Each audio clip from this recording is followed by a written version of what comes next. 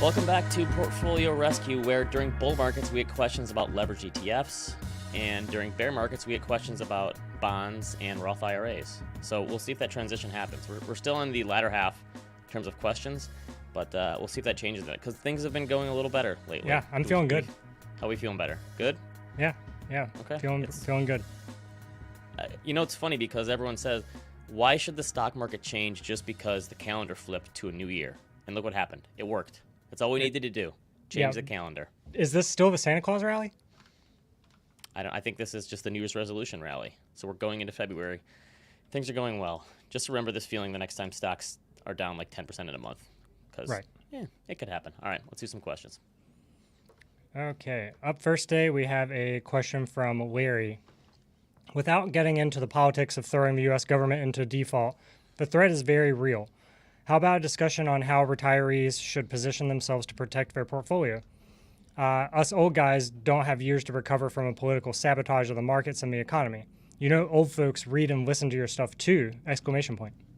Yes, fair point, Larry. I think our YouTube audience definitely skews younger. I think podcasts, if we're doing like a overgeneralization here, are probably more Gen X. And then my blog actually does have a decent percentage of baby boomers. And how do I know this? Because a lot of them ask me, how do I print it out on regular paper to read it? So that has to be boomers, right? I would think. Obviously, there's some overlap. Okay, so obviously the market doesn't seem to care about the debt ceiling now. As of this recording, I got the S&P up almost 9% year to date. NASDAQ 100 up almost 17% in 2023. Bonds are also rallying. So the stock market doesn't care about like the debt ceiling debate yet. I think part of the reason the markets don't really seem to care is because we've been through this before. It's basically like political theater. I think a lot of it, the debt ceiling stuff, is just it makes politicians feel important. They use it as leverage. It's a negotiating ploy. Could we see some crazy politician get into office and take this too far and possibly lead to a default? It wouldn't surprise me with the people that we have as our politicians these days. But I think a default caused by a politician, that's not like some crazy Be careful there. Crisis. We have people on Capitol Hill that watch the show. So. I know, I'm just saying, could someone take it too far in the future? Yes, I think. But that seems like a more of a short-term problem than a long-term one to me. So even if you know how badly a politician is going to screw this up someday, I don't know that you could position your portfolio for it. So back in the summer of 2011, Standard & Poor's downgraded the U.S. credit rating, right? This is from, it felt like a big deal at the time. This is from a BBC story at the time. I'm going to read this. One of the world's leading credit agencies, Standard & Poor's, has downgraded the United States top-notch AAA credit rating for the first time ever. S&P cut the long-term U.S. rating by one notch to AA+ with a negative outlook, citing concerns about budget deficits. Correspondents say the downgrade could erode investors' confidence in the world's largest economy. It's already struggling with debts, unemployment of 9.1%, and fears of a possible double-dip recession. The downgrade is a major embarrassment for the administration of President Barack Obama and could raise the cost of U.S. government borrowing. This, in turn, could trickle down to higher interest rates for local governments and individuals. That sounded pretty scary at the time. I think a lot of people were worried about that, right? John, let's do a chart on bond returns over the ensuing year. Bonds went nuts after this happened. Long-term treasuries are up almost 30%. The ag was up over 6%. 10-year treasuries are up over 10%. Now, why did this happen? Interest rates actually fell. And they not only fell like a little bit, they fell a lot, and they fell immediately. So this is the 10-year. You can see, look, it dropped almost immediately from the time they downgraded the credit rating. It was like 2.6%. It went down to 1.4%. And, okay, how about the stock market? Things did get weird in the stock market in the short term. So the Monday after the downgrade, and I remember this period. It was crazy. The stock market fell 6% on a day, right? John, you can do a chart off for a sec here. I'll get back to this one. The day after that, it was up more than 5%. The day after that, it was down more than 4%. Then the day after that, it was up 5%. This is back-to-back days of up 6, or down 6, up 5, down 4, up 5. It was a crazy week. Michael Scott would call snip, snap, snip, snap. And to be fair, at the time we were going through the European debt crisis, people were worried about a double dip recession. We were already in the midst of a correction, and the stock market actually bottomed in October. So John put this up. This is including that down 6% day to start things. The S&P was up almost 20% a year later. So the stock market did not really care. Could we see some short-term volatility if we have like a prolonged debt ceiling discussion and debate and close to a default? Sure, markets could get spooked, but I think that has just more to say with like the current trends and rates and economic growth and the stock market and what's happening than the political theory in DC. Maybe people would use that as an excuse. We have a huge rally here, and then the politicians decide they want to do something crazy, and that causes some stock market volatility, and we see some short-term volatility. Sure. Does that mean you should change your portfolio because of it? No, like short-term volatility in the markets is always going to be a thing. That's always a risk. whether it's political, economic, or otherwise, right? So I don't think you change your portfolio because of it. I think you always have your portfolio gauged to figure out that short-term risk. The other thing to mention here, every time this happens, people complain about how much debt we have in this country, right? So John, do a chart on, this is the U.S. debt clock. Now, this looks like a website from like 1994. It's still going. You can calculate all this stuff on this debt. You can see that I highlighted here, the U.S. national debt is more than $31 trillion, right? That sounds like a lot of money. Now, I'm not even going to try to figure out how much the United States is worth in terms of assets, like beyond the tax revenue we bring in. I think I've seen estimates that, like, if you include all the land we own, like federal land and state land, I think the U.S. government owns like 25 to 30% of all land in this country. So if you really wanted to offset the assets with the liabilities with the assets, the United States has a lot of assets. But even beyond that, let's look at the interest we pay as a percentage of GDP. So John, chart on here. This is interest expense as a percentage of gross domestic product. Look at back in the 1980s and 90s, way higher than it is today. It's going up because rates are going up and debt has gone up, but we're still able to service this debt even with higher rates. And obviously the debt was much lower back then, but rates were higher and GDP was obviously much lower. John, throw up the next chart on GDP. This is the latest GDP reading as of fourth quarter 2022.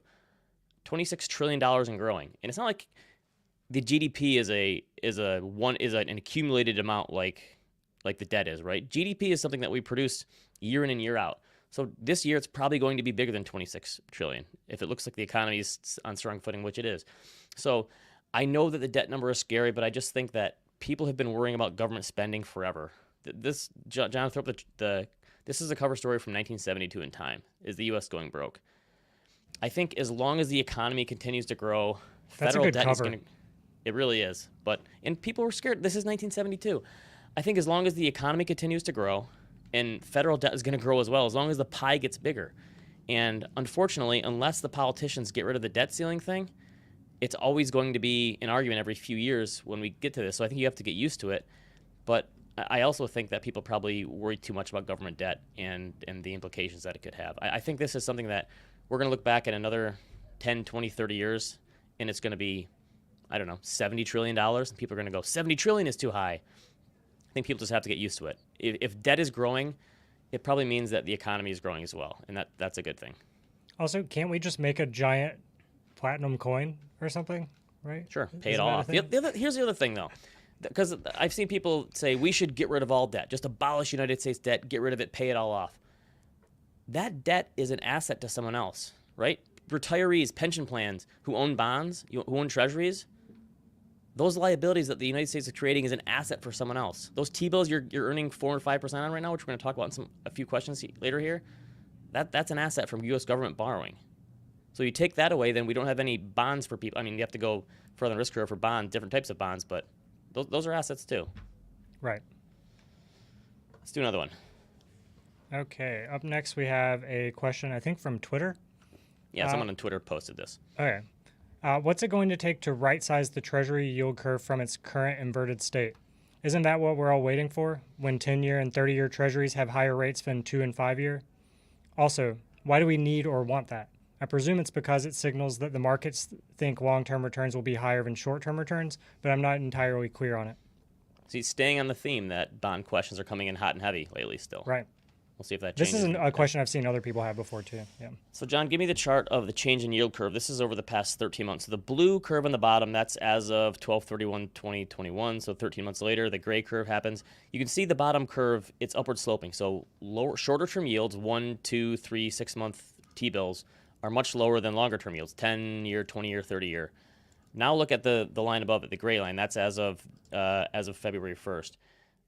Shorter term yields, 1 month, 2 month, 3 months, 6 months, are much higher than 3, 5, 7, 10, 20, 30-year Treasury bonds, right? And you can see that upward sloping curve. That's the normal. That's what we want. And that makes sense because why? You should earn higher rates of return when you extend your time horizon in fixed income because you're taking on more interest rate risk, more inflation risk, more economic risk. More things can happen the longer your time horizon goes, and not always in a good way. So investors typically require higher yields for going further on that risk curve.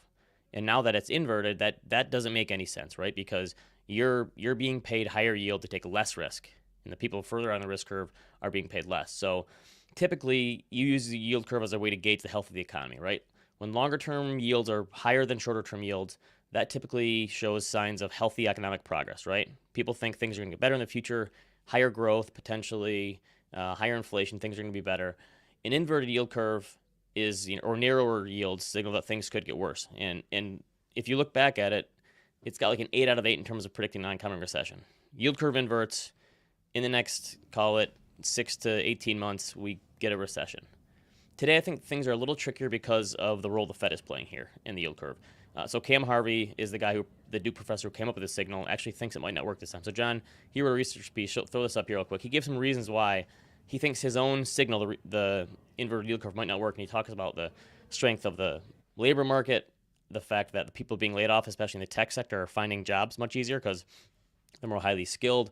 Consumers are just in a much better position. The financial sector is much healthier, and they've taken steps because of the regulations to be fine. So, and obviously the Fed is the one that is increasing short-term rates, and so I guess that explains what's going on in the yield curve. But what's going to happen to bring it back in line? Well, I think the easy answer just is the Fed.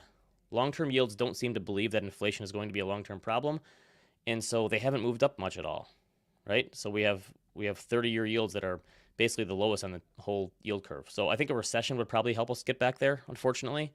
Maybe inflation falling a little bit would help too, but it's basically the Fed lowering short-term rates. That's what's going to have to happen to unless inflation starts going back up again and long-term rates decide to go up. It is kind of crazy, though, if you think that we had 9% inflation and long-term bond yields didn't go much above 4%. So if that's not going to do it, I don't know what is. So it's basically the Fed. The Fed is going to have to lower short-term rates. That's going to take us out of an inverted yield curve. It all comes down to the Fed. Everything does, right? Yeah. And this is a nice segue into the next one, which I think is kind of related here. All right. So up next we have a question from Matt. Everyone is talking about T-bills paying around 4%, but why would you lock up money in T-bills for 2, 10, or 20 years when you have these high-yield savings accounts paying out basically the same while keeping your funds fully liquid? I've researched it and have yet to uncover some catch. They're FDIC insured, and the biggest downside I found is that they're typically online banks and don't have physical branches or their own ATMs, so you have to sync up a regular bank account to transfer money, which takes about 5 minutes. Am I missing something? Why would you purchase T-bills when you can get the same returns with one of these high-yield savings accounts? This is a good question. We've been getting actually a lot of questions like this. Some people say it's crazy to keep your money in a savings account when T-bill yields are actually higher. Some people say it's crazy to go through the process of buying T-bills when savings accounts are easier. That's what this one is saying. Before we get into that, I need to give some nerdy bond definitions for this person here. All right, so Matt, just so you know, you can't call everything a T-bill. T-bills have a maturity of 1 month to 1 year, right? Treasury notes or treasury bonds have a maturity of 2 years to 30 years. So the way that it works is the biggest difference is if you buy a T-bill, you say you want to get $1,000, you put $950 in on day one, and let's say you buy a 12-month T-bill, a year later you're going to get $1,000 at par. So you don't actually get those coupon payments like you do from a bond or a treasury note. So that's the difference. Just wanted to make sure our guy knows what he's talking about here. If he's going to school someone, he knows his T-bills versus T-bonds, right? Good advice. So that's how that works. The good news is because of the Fed's actions, these short-term rates are about as attractive as they've been on a relative basis in decades, I guess. So John, do a chart on this is 3-month T-bill yields versus 30-year treasury yields, right? So you can see the changes over time. Obviously, they've been falling. This is since 1981. And so I calculated the difference. So going back to 1980, early 1980s, the average difference between long-term yields, these 30-year treasuries, and short-term yields, which is 3-month T-bills, the average yield has been a little more than 2% higher for long-term rates, right? Long-term rates have averaged 2% more than ultra-short-term rates.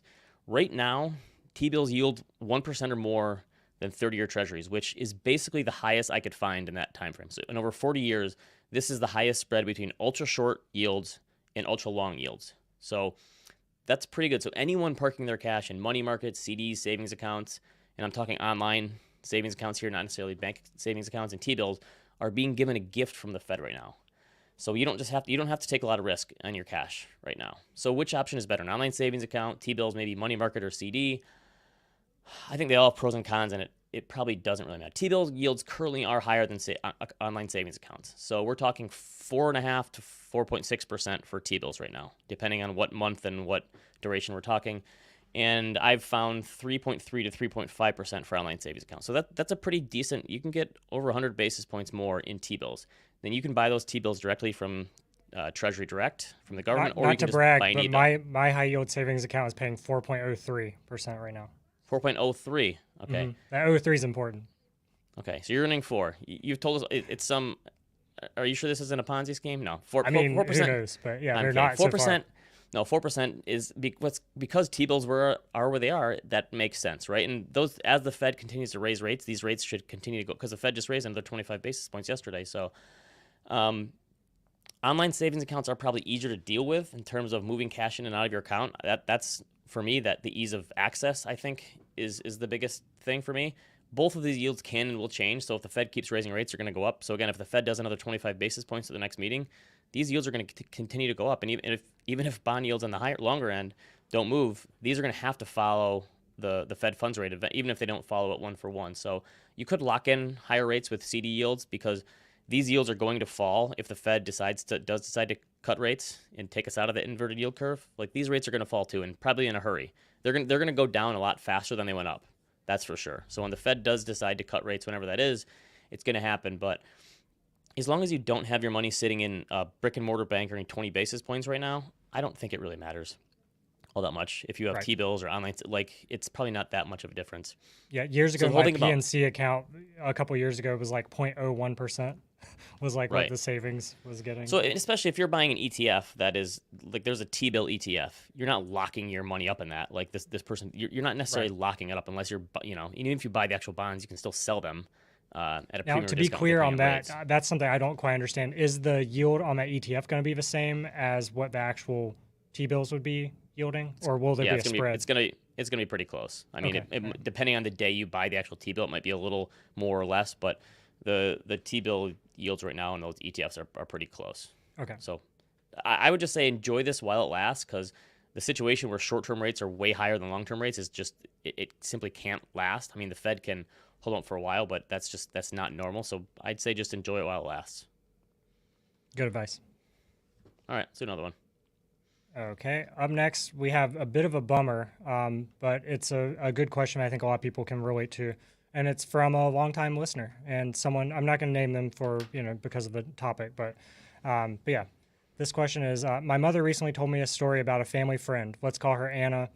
Anna and her husband were well off, fully paid off house, and about to enjoy their golden years. No kids and a sizable nest egg. Anna's husband, probably due to some kind of dementia, began to compulsively gamble. Anna knew next to nothing about the family finances, as her husband had done a good job managing the books for their entire marriage. He gambled everything, from their retirement funds to jewelry to the title of their car. Long story short, they lost everything and he disappeared. She ended up dying alone in a cheap nursing home paid for by Medicaid. My parents are getting up there in age, and I wonder what kind of safeguards I could help them put in place in case something happened to them mentally. For instance, how do I make sure they won't get cleaned out by a Nigerian prince email scam? I mean, this is something that you don't really think about. Like, longevity is a huge risk in retirement, but people don't think about the fact that you could have huge cognitive decline, and part of that could be because some sort of brain problem. You have dementia, Alzheimer's or something, and that's something you have to think about. So to me, this is a very much a financial planning question more than anything. So let's bring in a financial planner. Kevin Young has been on the show before. Hey, Kevin. Hey, Kevin. How's it going? Hey guys, thanks for having So me. my sister-in-law was recently telling me a story about someone in her family who skimped and saved, didn't take any risks their entire career, worked for 40 years at the same company, saved 6 figures, was ready for retirement, and the first week they retired, handed their money over to someone who turned out to be a scam artist and took their life savings. And unfortunately, the people with the biggest targets on their backs for some type of scam is people with the most money, right? And the people with the most money tend to be older people. And so these are risks that you don't really think about in terms of people worry about interest rates and all the other stuff, debt defaults and recessions and all this other stuff. But this is a true problem for a lot of people. So, as your faculties decline with age, it's much easier to get taken advantage of. So, Kevin, what are some ways to, if you're looking at your parents and saying, listen, I just want to make sure that we keep them safe and their money safe. How do we do that? What are some safeguards we can put in place? Yeah, so it's a really tough situation to hear about. It's and hopefully avoidable for a lot of people. And there's some aspects to this, like that's obviously a very extreme case, right? But even in a less extreme case where the money just isn't being managed properly, maybe my husband or my wife has always taken care of this, and as time goes on, you think everything's still being done properly, but oops, the person in charge of it hasn't switched you out of, being 100% equities in 20 years. And maybe that worked out really well but it's not going to work out so well into the teeth of a 2022 if you're retired, right? So as little as the portfolio just being managed properly out to this obviously very extreme case of the money being all gone, there are a couple things you can do sort of at increasing levels of security. So the first thing they could do for your parents is if they've got a brokerage account, an industry-wide thing now is something called a trusted contact. And that's somebody that could be yourself, it could be a family member, somebody you trust, that is just privy to the very basics of the account. So the person would have no control over the account. They couldn't call up and make any changes. But for me as an advisor, if I have a client that calls me up and asks me to do something kind of out of character, let's say they're living on $10,000 a month and they call me up and say, I need $100,000 right now, wire it right away. If that person's son is on the account as a trusted contact, I might call the son and just say, hey, got this request from your mom and just seemed a little out of character. Is everything okay? They can't stop the withdrawal, but that might be somebody who can just sort of put out a speed bump and, call and make sure everything's okay. And that way, as the advisor and certainly as, a loved one, you're aware of what's going on. Well, that to me sounds like another form of diversification. So we talk about the perils of concentration in portfolio investing. Mm-hmm. We've had a lot of people who come to us and say, I've been managing the finances my whole career. I want an advisor because I want the rest of the family to understand that something's going to be okay if I get hit by a bus or I keel over or I get dementia or whatever it is. So I think that, to your point, it's kind of diversifying the people involved in the account and maybe just opening up the lines of communication to other people. Yeah, exactly. I talk a lot about, and I stole this line from one of our other advisors, Paul, but we talk a lot about eliminating a single point of failure. And in some cases that might be, working with somebody that is all by themselves in an office, right? I've seen it before where somebody has an accountant and the accountant dies suddenly and he never had an assistant. Nobody has any clue where his files are. It's a huge mess. Similar to, hey, my dad always managed the account and now he's gone and nobody knows the passwords. Nobody knows where the money is, et cetera. So eliminating that single point of failure is really important. The next layer of protection you could do is if your parents are good with it, either they can have power of attorney on each other's accounts, or they could name a sibling, somebody else. Again, somebody who is responsible. The power of attorney. Not to brag, I'm the power of the attorney for my parents and my in-laws as well because I'm the finance guy. There you go, and Nice. and probably Michael's accounts too. So the POA is a step above that trusted contact. That person actually can make changes to an investment portfolio. They can stop a withdrawal. They can take money out, in and out, et cetera. So that person you definitely want to make sure is somebody that is of sound mind and is accountable. The next level of that is sort of the same thing, but it would just be a trust. Right? If you don't have somebody in the family or you don't want to take on that burden yourself or put that on, your mom or your dad or vice versa, you can hire a corporate trustee. You could either hire a corporate trustee or again, have somebody that you trust do it. And basically you just put the assets in a revocable trust. And I'm making this way simpler and sound easier than it actually is and probably less expensive. But having that trustee there to make those decisions and make sure that things are being done properly is a good way to go. And then That's lastly, just a legal document drafted up by an attorney? Yep, exactly. Okay. Exactly. Yep. And you would need an attorney to do a POA as well. So an attorney would probably be a very good person to talk to about this kind of stuff and figuring out ways to protect assets from a variety of potential issues. And then the last thing being, and I'm kind of talking my book here, but a fiduciary advisor. This again serves two purposes. One is you're removing that single point of failure, just from an asset allocation perspective, right? To say nothing of the extremes of the money was misused, but I know in our case, if something like this starts to happen and the advisor sees odd behavior or sees things that don't look quite right, we have safeguards in place as a firm, as do, good fiduciary advisors across the country. They will go to their compliance officer and say, hey, something's up. What are the steps we need to do to make sure that this is all okay? That all goes back to making sure, again, having a good trusted contact, having people in place to help you out with these things. I do think the first step could be, I agree with you on all those, like outsourcing is the big one, obviously, but just having a conversation. I think money is such a taboo subject. Most people probably don't have those conversations with their kids or vice versa with their parents, that just taking that first step and having the conversation, saying, I want to be involved, I want to help, just in case something does happen to one of you or both of you.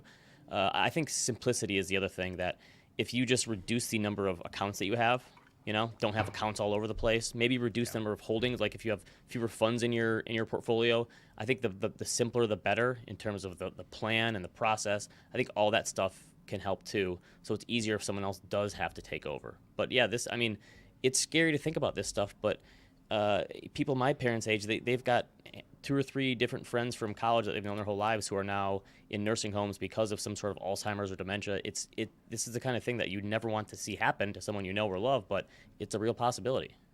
Yeah, and a lot of people, you're right. Like a lot of people, I feel like, my parents' generation, and I'm generalizing here, so apologies if I offend anybody, but it's not a generation that really talked about money a lot. Right. And so oftentimes bringing that third party in, whether it be a trustee or a financial advisor, can just help to make those conversations a little less emotional.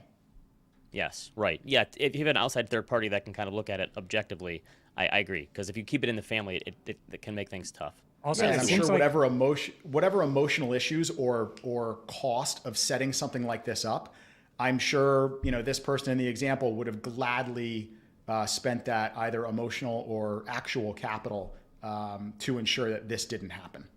And it seems like in a lot of cases, people wait until it's, almost too late, right? Where it's a really awkward or difficult conversation to have. Someone's already having cognitive decline. And so it's kind of like trying to get someone to give up their keys to their car, right? When they're no longer fit to drive. And so, yeah, it seems like this works so much easier if someone has the forethought to go ahead years in advance and say like, okay, just in the event something were to happen, I want to go ahead and make sure that this is taken care of. Because otherwise it becomes kind of a messy situation, it seems like, or has the potential to become one. Right. I've already said it. If I decline cognitively, Michael cannot day trade anything in my portfolio. It's all target date funds. That's it. Roger in the chat said that he wanted to make you his POA. All right. Ben, so. Bring it, Roger. All right, let's do one more question. All right. Last but not least, we have a question from Alex. Is the HSA underrated and under-discussed as a retirement vehicle? The 2023 Family Max is $7,750. If you use HSA funds for non-healthcare expenses in retirement, those funds are treated like a 401k. No penalty, but you pay income tax. In 2023, a maxed out 401k and HSA is over $30,000, a significant sum for tax-deferred retirement investments. The HSA allows you to supplement your 401k contributions by another 34%. Obviously, HSA funds used for health-related expenses come out as tax-free as well, which is a huge bonus. But I've never heard anyone discuss the HSA as a second 401k, given its tax treatment in retirement. Would love to hear your thoughts. This is what they call a leading question. We've already got the opinion, but I have to be honest. I don't utilize an HSA, and for the simple reason that it feels like I have too many accounts already. But I know that there are people who ride or die for these things. So, Kevin, my wife has one, so I'm an expert. Okay, Yeah, I'm just kidding. I don't understand. Ben, you have a bunch of kids. I have a bunch of kids. The HSA is, forget for a retirement vehicle, they're great for young families too. Because as we know, even if you've got great health insurance, that deductible's got to get hit. And if you've got money set aside that comes out of the paycheck every couple of weeks, it's a really nice thing to have as a father of 3 little kids who visit doctor's offices, as a sport apparently. But to the question around using HSA as a retirement vehicle, I've got a graphic I wanted to throw up. John or Duncan, perfect, thank you. One thing to think about is just that people have it in their minds that retirement is, healthcare, it'll just, the government's going to take care of me. It's Medicare, no problems. I don't really have to think about it. Out of pocket medical expenses in retirement are a real thing. They're not insignificant. Yes, you get your Part A theoretically free. Again, it depends on where you are with tax brackets. But that basically covers if you're in a car wreck and need to go to the hospital. It doesn't cover much else, right? So then you've got your Part B premium, then you've got your Medigap, then you've got your prescription drugs. All that can add up to $13,000, $15,000 a year for a married couple. So all of a sudden you start to think, well, 15 grand a year. And, even before this, recent bout with inflation that we've all been living with, right? If you looked back, pre last year, the things that were inflating the highest, healthcare was one of them, right? Healthcare and education and childcare, which great.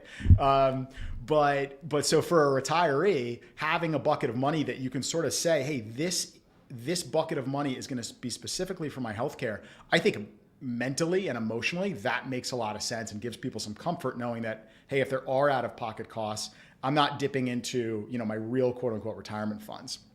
Obviously, it does seem like one of the biggest selling points here is just flexibility, right? If you need to spend it on healthcare, you can, and it's tax-free dollars. If you need to, if you want to carry it over and use it for that sort of extra retirement boost, you can too, and that's not a bad option. Yeah, exactly. It is flexible, and obviously the triple tax-free aspect of it, right? Getting a deduction, the money grows tax-free, and then when you pull it out for healthcare needs, it's tax-free. So that's wonderful. And to this person's point, if you don't use it for healthcare issues, yeah, you could use it for retirement. My only pushback on that would potentially just be around why you wouldn't fund other types of accounts, whether it be a backdoor Roth. If you're already maxing your 401k, it probably means you make too much to do a regular Roth, so maybe a backdoor Roth, or maybe just putting in a regular taxable account that down the road you're going to pay long-term capital gains on instead of ordinary income, which you would on the HSA if not used for healthcare. Now, even though I badmouthed politicians earlier, if anyone wants to make me the financial retirement czar, I would just say, let's just make these rules generalized to all retirement accounts. Put the HSA and the 401k and the IRA together in the Roth, and just put it all together and give them all the same rules. Give everyone the same contribution limit. Let's make it easy, right? And I'm getting roasted in the comments here for not having an HSA. I just want people to know here, I have a SEP IRA too, so I'm taking advantage of as many tax deferrals as I can.